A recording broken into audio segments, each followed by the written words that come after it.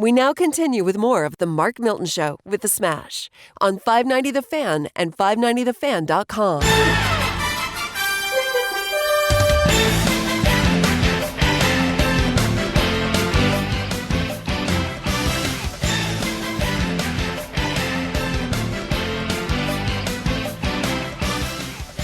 Oh, Smash. The NBA on NBC, the old intro song. Yeah. Used to be a big fan. Right Used to love the NBA. But I got to be honest. They're on NBC anymore. No, and I got to be honest. I mean, the NBA, Dave, you loving this song? Yeah. You lit up over there Dave's when I dancing, said that. man. Oh, I love it. In fact, Fox has brought it back. They Have use they it really? for college basketball. Okay. Oh, really? It's a great tune. Great tune. I think I've mentioned my dad went to high school with Doug Collins, Benton Ranger, right. and Doug used to be the color commentator on the NBA on NBC. And we went to a high school reunion. This was probably, God, I don't know. I was probably 8 years old. Milty did a little drawing, NBA on NBC, little marker drawing, and gave it to Doug, asked for his autograph. He said, why don't I take this and get it signed by the whole crew? So he takes it with him. Really? I get it in the mail about 3 weeks later, signed by the whole NBC crew. Wow, Marv nice. Albert, Jim Gray, the whole 9 yards. Is that hanging on your wall? It is, yeah, in the home office. Yeah, little, in the home office. Just one of my legendary graphs, as I like to call that's them. cool. Autographs. Graphs, short for Graphs, autograph. right. You get that. So I do. all right, the NBA. I mean, LeBron James wins another world championship, I guess you call it. One of the most underwhelming things. I mean, there's just no fanfare. I feel like the ratings at an all-time low. You got to wonder. I mean, they're embracing of Black Lives Matter, social justice. I really do think it's hurt their fan base. I think people have been totally turned off by the names on the back of the jerseys, the Black Lives Matters across the floor. The revelations about what Black Lives Matter really stands for in terms of the Marxist roots and all these things. Megyn Kelly, who has a new podcast, had Mark Cuban on this week. I don't know if you caught any of that interview. I did.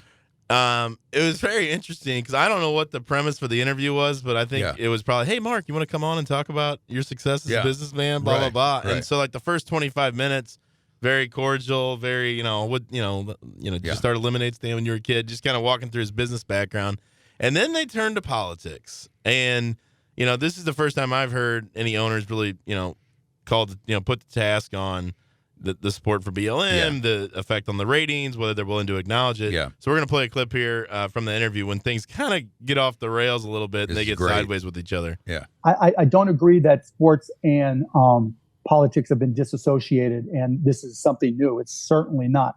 Now that's not on the court, though. Not on the court. I mean, listen, I'm related close enough to remember there was never a huge logo on a divisive issue on the basketball court during the finals. Okay, well, let's talk about that. So you wear a pink ribbon to support breast cancer. That's one thing. Putting BLM in the middle of the court when it's not supported by virtually any Republican in the country, it's down less than 20% of Republicans support. Yeah, so that I thought was a really good point because you see a lot of leagues have done that. Salute to military heroes, breast cancer awareness, those types of things. And for the NBA to really, take a political position on, supporting BLM, right? Also, the voting initiative I find to be off-putting because I view it as them basically advocating for Biden. I mean, they're basically using their. Keep in mind they're a nonprofit, so the NBA is a nonprofit, and the NBA is a nonprofit. And so when you think about what their role is, not supposed to engage in political activities and things like that, supporting candidates. I mean, it's pretty obvious when you have Chris Paul doing a fundraiser for Joe Biden in North Carolina, and then the next week he's on an NBA, supposed PSA about getting out the vote. I'm like, man, this is basically, you're basically promoting Joe Biden and to go out and vote for him. Right. So let's continue with the interview. Black Lives Matter, capital B, capital L, capital N. No, okay, but who is that group? Because it's a group founded by Marxists who want to dismantle the nuclear family and defund the police. No, first, that's incorrect. So first of all, it's absolutely 100% correct. Okay, so let's go there. Okay, so first of all, let's talk in terms of who we support. There's blacklivesmatter.com, and that's where you go to get the information about the organization. Those are the people who started the hashtag. That's all they did. If we were supporting blacklivesmatter.com, don't you think, Megan, we would have been smart enough to put the .com on the court along with Black Lives Matter? Come on, now you're splitting hairs. I mean, I'm not. No. So let's go. No. So what BLM are you supporting? We're supporting the movement. It's really a distributed movement across the country to try to end racism, to bring awareness to social justice issues. And I've done this, right? Talk to people that are at Black Lives Matters rallies and ask them who the 3 founders are. They don't have any idea. And if we were supportive of those 3 founders, don't you think we would have had one of them? So, okay. You don't know who the founders most are. Disingenuous spin I've ever heard. Yeah.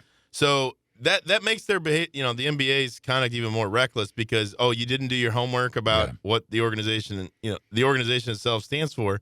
And so I find his take there to just be really uninformed. And obviously he was caught off guard by the questions. Yeah. And I feel like Megyn Kelly did a great job of sort of calling him out on it's kind of like, how can you, the line from Shawshank Redemption, how can you be so obtuse, right? I mean, like, how can you sit there and act like, your league, and maybe he wasn't involved. I mean, I don't know. I don't know how involved, all the owners get on initiatives like this, but I saw where Adam Silver, during the trophy presentation to the Lakers, I mean, the first thing he talks about is, BLM and their support for social justice and all this stuff. So you can't have your cake and eat it too. Once you start going down that road, and I think that was her point, was why even go down that road? You're going to alienate half your fan base, who doesn't agree with the anarchy, the Marxists, the elimination of the nuclear family, the defunding of police, all these things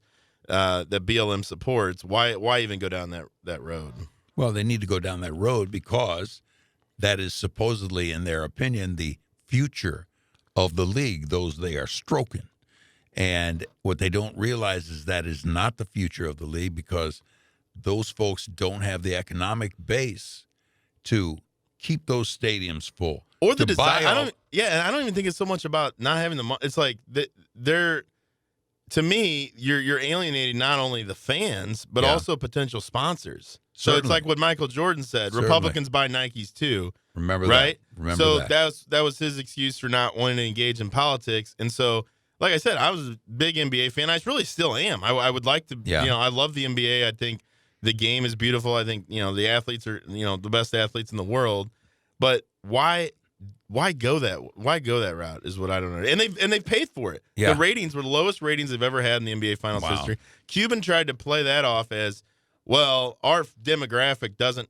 I don't know if he was trying to go with don't have the means to watch TV, or they're watching it through different mediums. And that may be. I don't know how the ratings work if you're watching it on YouTube versus a cable, cable box. Does that matter? But there's no doubt in my mind that the ratings had to have taken a hit because of what they did. Well, to me, what these guys did was totally alienate, and I'm saying this the wrong way, I'm saying it racistly, but they totally alienated a whole lot of their white fan base by going with Black Lives Matter. Now, you are an entertainment vessel, all right? Just entertain. You don't have to give me your politics. It's like these musicians, like these movie stars that are giving us their politics. I don't care about your politics. Give me a good song. Give me a good show, and I will handle the politics because I got my own feelings. Brad Pitt, you ain't going to make me vote any particular way, one way or the other, because I know one thing. You're just as much a fat cat as the fat cats are. I don't have a problem with athletes, entertainers using their platform to promote certain things. It's just not as part of the game. That, to me, that if you want to go out there way to put it, and use your money and your resources to promote whatever political agenda you believe in, fine. What I don't agree with is a guy like LeBron James, when he's being interviewed or doing whatever, regurgitating just false narratives about the various incidents that have occurred and how he made a comment about how he doesn't feel safe as an African American person in this country, and he just stokes the flames of racism. Doesn't feel frankly, safe. That's what he said, and so that's what I have a problem with, is when you don't really. Some of these guys like LeBron James and Steve Kerr, I'll put Steve Kerr in that boat too, where they just go out there and they make statements about politics that are just factually inaccurate and rooted in false narratives. And the whole, BLM started here in St. Louis, really, or out of the Michael Brown riots and the Michael Brown shooting. And which has been completely debunked. The Michael Brown narrative, the hands up, don't shoot. Remember the Rams came out of the tunnel, the hands up, that's all been debunked. He didn't have his hands up. He attacked a police officer. Yeah. He punched the police officer. He reached for his gun, and he got shot. Yeah. And these are the facts that, the left, the athletes, the entertainers, I don't know if it's ignorance or if it's just blatant dishonesty. Politics, man. They don't want you to know. They refuse to actually acknowledge the factual reality of these situations. Is there racism in America? Absolutely. There are still people who are racist, and they should be condemned at every corner. But to paint this broad brush that and this was talked about in the Barrett hearings. I mean, to insinuate that America is just systemic racism, all these things about how bad our country is. It's like, well, go to China, try to be a Muslim in China, and see what happens, or go to Iran and try to be a Christian in Iran and practice, be a homosexual in Iran. You'll be killed. We have a very, I think, tolerant, open, accepting society in America. Are there exceptions? Absolutely, but that doesn't mean that you need to go out and advocate that our country is somehow, evil. That's essentially what a lot of these guys have insinuated over the years. Well, that's what they're playing. The left is like, we're going to take it from the evil that it has become, and at the same time, they are practicing and putting forth an evil of the same yet a different nature. So lessons learned today: politics. We need more decency. All right, and I think when it comes to athletes, entertainers, we need more factual basis for the things they go out and say. And we need the Wolf Blitzers of the world calling out the Nancy Pelosi. That was ballsy in my mainstream opinion, the mainstream Way media. To go, Wolf. But nobody, there are a few guys out there that do it. Clay Travis, Outkick. He's been outspoken against not only the BLM movement, but also the coronavirus issues. The shutdowns and all these things, which again are designed to make people's lives as miserable as possible up until the election. Yeah. And so, it is. I don't know. I thought the interview, if you haven't listened to it, the Megyn Kelly show, you can find it on Apple iTunes. You can hear the whole interview. It's less than an hour. They also talk about China, which I don't know if we'll get into. I don't think we need to go there. But basically, she called out the NBA and Mark Cuban. It was great. For, not calling out China. Human rights violations in China. And at one point, he finally does. Actually, let's play that clip if we've got it. He basically just kind of rolls over to admit, they're a customer of ours. We make money off China, so I'm not going to apologize for it. So if they're killing folks over there for no reason, for the sake of genocide, hey, we're making some money off these guys, so we got to look the other way. We're good with that. Why would the NBA take $500 million plus from a country that is engaging in ethnic cleansing? So basically you're saying that nobody should do business with China ever. Why don't you just answer my question? No, Megan, I'm just trying to get to the root of it. So why would the NBA do that? You are the one who said. Because they are a customer. They are a customer of ours. And guess what, Megan? I'm okay with doing business with China. Oh, there it is. There you That's go. the clip. They're a customer of ours. Unbelievable. And I'm okay with doing business with these guys. Yeah, it doesn't matter. It doesn't matter what they do. But America is the evil empire with all the racism. Terrible. Just unbelievable. Terrible.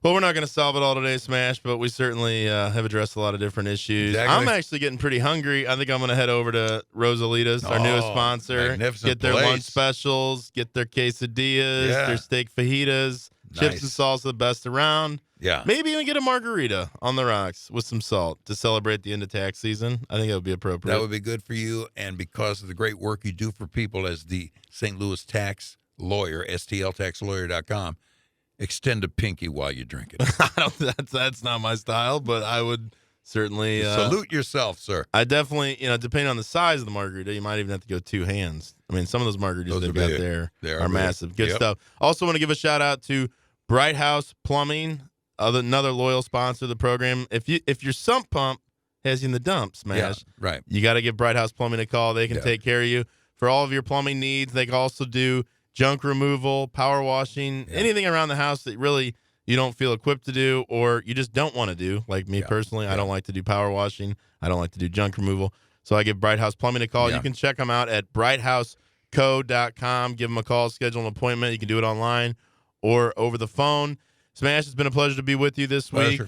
Always a pleasure. The Mark Milton Show with the Smash, broadcasting from the Miller Furniture Producer Studios. Dave, as always, thanks again. Killer on the drops today. You really knocked it out of the park.